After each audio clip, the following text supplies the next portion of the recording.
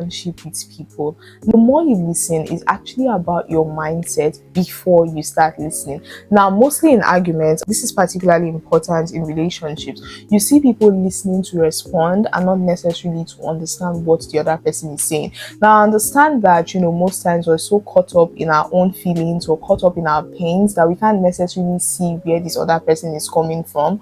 But sometimes it's good for you to just put yourself in the other person's shoes, just to see their own perspective. I, for one, am a firm believer of the fact that when you go into a conversation with the goal or with the desire to understand, it becomes easier for you to truly understand. I would always say this: listening is the greatest form of respect, but most of us, we tend to mistake silence for listening. But true listening goes beyond words. When you're truly listening to someone, you hear beyond what they are saying. Let's say, for example, you ask your friend, "Oh, how are you doing?" She tells you she's fine, but the flat tone of her voice, the way she sounded, just tells you, no, this girl is not fine. Or let's say, for example, your partner has been a bit distant lately and you're thinking, oh, maybe this guy doesn't want me anymore, is not in love with me. But it could really just be he's really stressed or overwhelmed with work. Maybe this is the first time he's handling a project of this magnitude and also being in a committed relationship at the same time, so he doesn't really know how to compartmentalize.